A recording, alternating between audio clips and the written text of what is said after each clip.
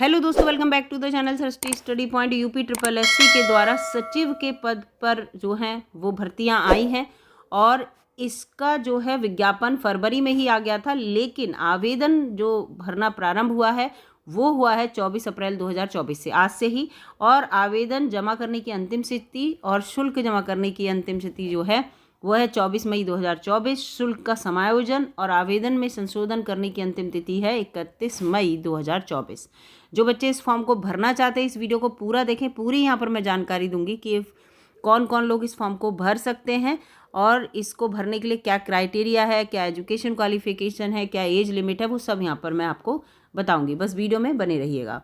ये देखिए यहाँ पर पूरा ये लिखा हुआ है, राज्य कृषि उत्पादन मंडी परिषद के अंतर्गत उत्तर प्रदेश, इसके अंतर्गत जो है ये भर्तियाँ आई हैं। 134 पद हैं ये सचिव के। और इसमें क्या है, जिन बच्चों ने PET पैट जो बच्चे देते हैं, प्रारंभिक अर्हता परीक्षा कराई जाती है, उसके अंतर्गत यूपी ट्रिपल एससी जो है भर्तियां निकालता है।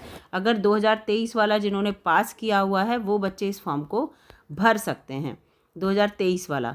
और उन्हीं में से क्या होगा, मेरिट बनेगी और मेरिट बनने के बाद शॉर्ट लिस्टेड कर लिया जाएगा मुख्य परीक्षा के लिए बच्चों को। तो इस चीज़ को यहाँ पर आपको ध्यान रखना है कि पैट आप पास किए हुए हों। वैसे भी यूपी ट्रिपल एससी से जितनी भी वैकेंसी आती हैं तो वो पैट उसमें अनिवार्य होता है।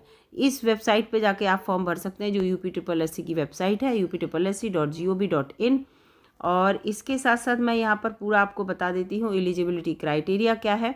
और ये देखिए, जो भी आपको आरक्षण मिलेगा, अगर आप उत्तर प्रदेश के निवासी हैं तो मिलेगा, क्योंकि ये यूपी की तरफ से वैकेंसी है। वैसे अदर स्टेट वाले जो हैं वो जनरल में काउंट होंगे। यहाँ पर ही पूरा दे रखा है अब फॉर्म आपको कैसे भरना है। ये पूरा 22 पेज का फॉर्म है। परीक्षा शुल्क जो है 25 रुपये है हर कैटेगरी के लिए। और ये जो है केवल पैट के बाद शॉर्ट लिस्टेड पैट 2023 अगर आप क्वालिफाइड है तो आप इस फॉर्म को भरेंगे तो उसकी ये फ़ीस है 25 रुपये। और उसके बाद जब मुख्य परीक्षा का फॉर्म भरा जाएगा तो उसके लिए अलग से फॉर्म आएगा, ठीक है, अलग से नोटिफिकेशन आएगा, इसको ध्यान रखिएगा। तो यहाँ पर ये पूरा दे रखा है और आवेदन शुल्क और ये सब इसके बारे में पूरा यहाँ पर मैं आपको इसीलिए दिखाती चल रही हूँ।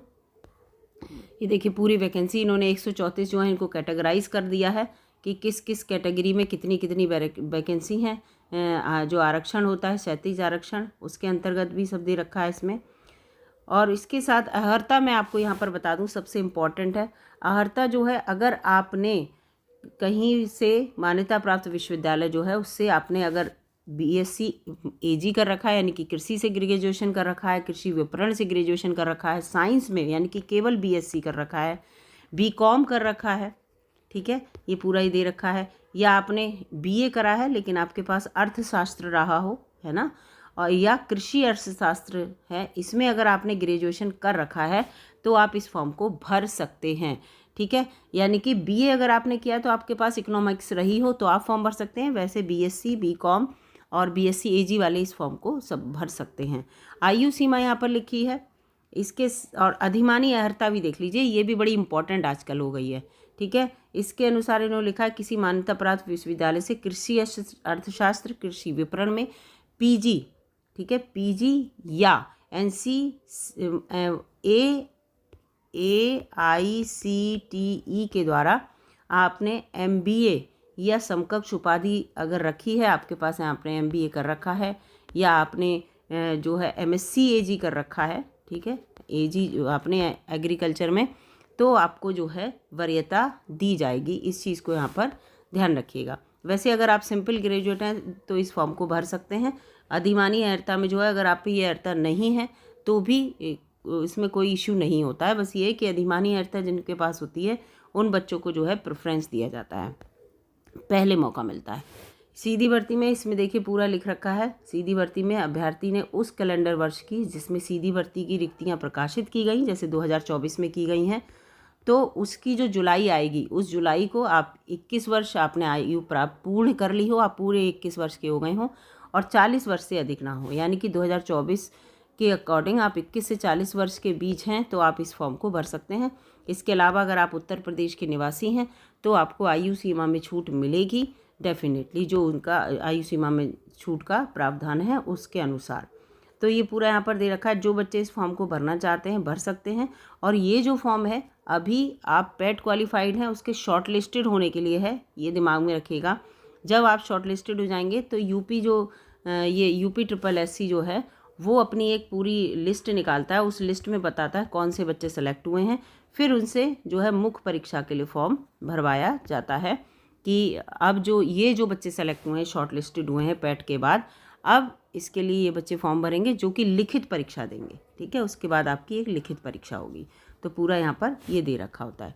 तो पूरी यहाँ पर मुझे आपको ये जानकारी देनी थी। अगर आप ये फॉर्म भरना चाहते हैं तो भर दीजिए। पूरा यहाँ पर सब दे रखा है, किस तरह का आपका जाति प्रमाण पत्र लगेगा, सब जो जाति कैटेगरी के अंतर्गत आते हैं, और उसके साथ साथ विकलांगता वाला जो 40% से कम ना हो तो आपको उसमें लाभ मिलेगा। तो ये सब इसमें दे रखा है। तो फिलहाल जो इस फॉर्म को भरना चाहते हैं भर दीजिए। और वैकेंसी आप सोचेंगे कि केवल 134 हैं, तो उससे कोई मतलब नहीं है। आपको केवल एक सीट चाहिए। अगर आपकी मेरिट अच्छी है, आपके पेट में बहुत अच्छे मार्क्स हैं, तो डेफिनेटली इस फॉर्म को भरिए, जिससे कि आप सेलेक्ट हो सकें इसके अगले पड़ाव के लिए और आपको परीक्षा देने को मिले, और ये कृषि विभाग में जो सचिव का पद है वो आपको मिल सके। तो आज से ही फॉर्म भरे जा रहे हैं, आप इस फॉर्म को भर दीजिए। अब वेबसाइट पे जब जाएंगे तो वहाँ पर फॉर्म भरने का होगा कि फॉर्म भरने के लिए तो बिल्कुल आप फॉर्म भरने में कोई दिक्कत नहीं होती। उसमें अपने आप ही जो आगे बताते हैं कि अब इसमें ये भरना है, अब इस स्टेप पे जाइए, इस स्टेप पे जाइए। तो ये चीज़ यहाँ पर है।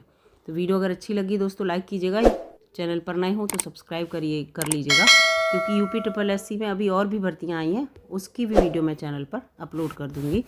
और मिलूँगी अगली वीडियो में, तब तक के लिए नमस्कार, धन्यवाद।